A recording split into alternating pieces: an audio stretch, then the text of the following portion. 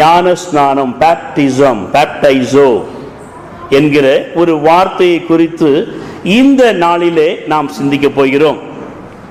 சாதாரணமாக நம்முடைய திருச்சபையினுடைய முறைமையின் பிரகாரமாக அந்த சிறு வயதிலேயே என்ன செய்வார்கள், பிள்ளையை கொண்டு வந்து இந்த இடத்துல அழகாக ஒரு தண்ணீர் தொட்டி இருக்கும், அதில் எடுத்து ஆயர் நாங்கள் என்ன செய்வோம், பிதா குமாரன் பரிசுத்தாவி நாமத்தினாலே ஞான ஸ்நானம் கொடுத்து விடுவோம். இதுதான் திருமறை சட்டம் ஒழுங்கு. இதற்கு நான் ஒரு பெயர் வைத்திருக்கிறேன்.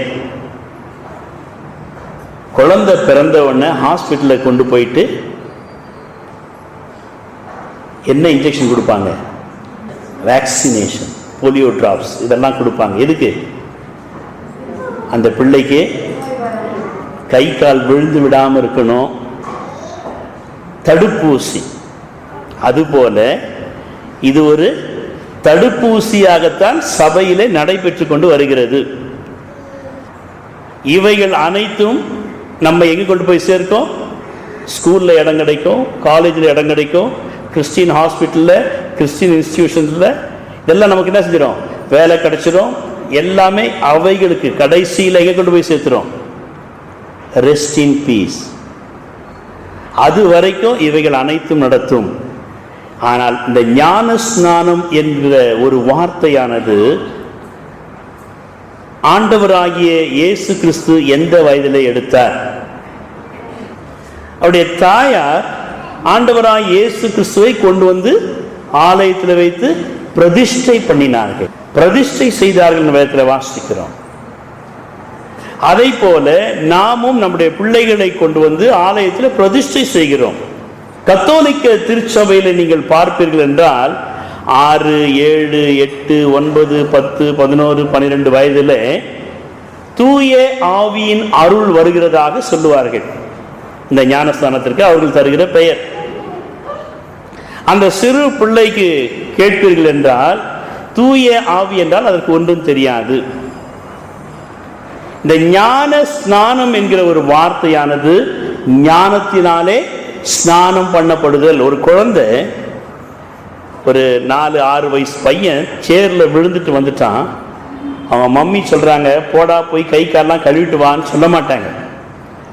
அவன் என்ன செய்வான், கொண்டு போயிட்டு நல்லா தேய்ச்சி குளிப்பாட்டி கொண்டு வந்து வைப்பாங்க. அதே 8 வயசு 9 வயசு 10 வயசு இருக்கிற பிள்ளைங்க அது மாதிரி சேத்துல விழுந்துட்டு வந்தாங்கன்னு என்ன சொல்லுவாங்க, போடா போய் நல்லா குளிச்சுட்டு வான்னு சொல்லுவாங்க.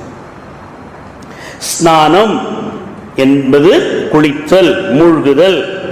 அதனுடைய அர்த்தம் கிறிஸ்தவர்கள் ஞானத்திலே ஸ்நானம் பண்ணப்பட வேண்டும். எந்த ஞானத்திலே ஸ்நானம் பண்ணப்பட வேண்டும்? கிறிஸ்துவுடைய ஞானம் என்னவென்றால், என்னுடைய பாவங்களுக்காக நான் அடிக்கப்பட வேண்டிய இடத்திலே எனக்காக ஒரே பேரான குமாரனாகிய இயேசு கிறிஸ்துவை பிதாவானவர் தந்தருளினார். அவர் எனக்காக சிலுவையில் அடிக்கப்பட்டார், அவர் எனக்காக மரித்தார், அவரோடு கூட நானும் மரித்து அடக்கம் பண்ணப்பட்டு தண்ணீருக்குள்ளாக இறங்குவது, முழுமையா தண்ணீருக்குள்ளாக இறங்குவது ஞானஸ்நானம். தண்ணீருக்குள்ளாக இறங்குகின்ற வழியிலே நான் இயேசுவோடு கூட மரிக்கிறேன். ஆனால் ஞானம் என்ன?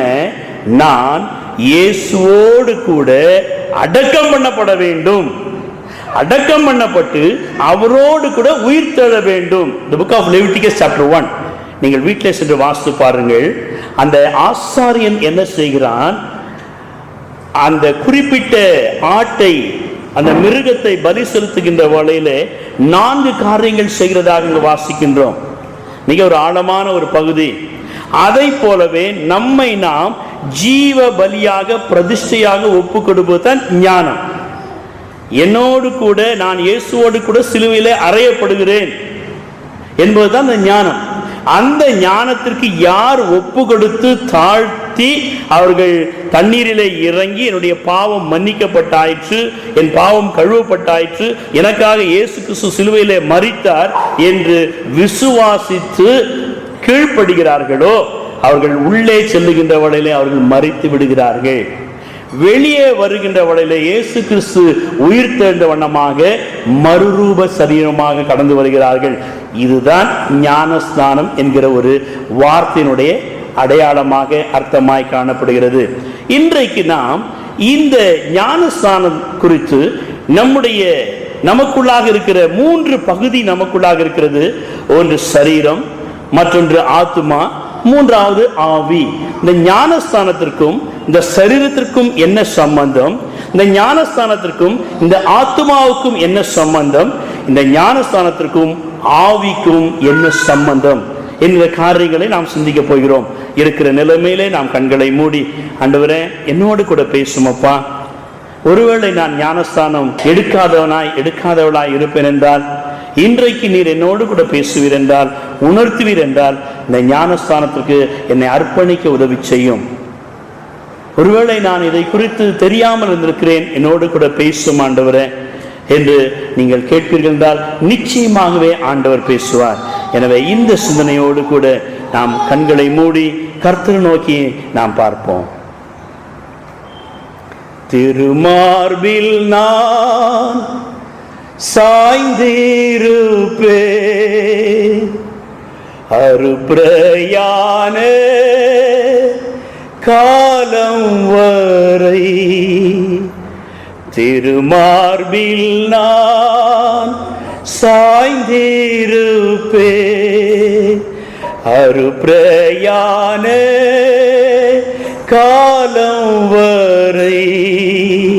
பரனே உந்தன் திருசித்தம் போல், பரனே உந்தன் திருசித்தம் போல் என்றென்றுமாய் நடத்திடுமே. பரனே உந்தன் திருசித்தம் போல் என்றென்றுமாய் நடத்திடுமே. பரனே உந்தன் திருசித்தம் போல் என்றென்றுமாய் நடத்திடுமே. பரிசுத்த பிதாவே, எங்களுடைய சித்தம் அல்ல, உம்முடைய திருமார்பில் நாங்கள் சாய்ந்து உம்முடைய சித்தத்தை நிறைவேற்றுவதாக எங்களை மாற்றி ஆஸ்வதிக்க வேண்டுமாய் கிறிஸ்துவின் இன்ப நாமத்தில் வேண்டிக் கொள்கிறோம் கர்த்தாவே, ஆமென்.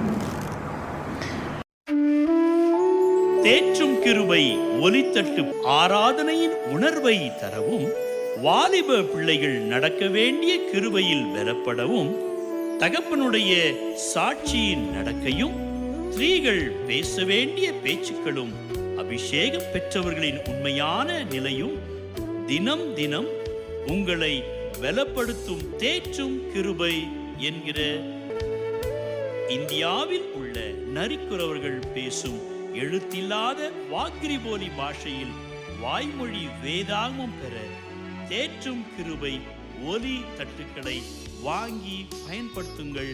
ஆண்டவர் உங்களை ஆசீர்வதிப்பாராக.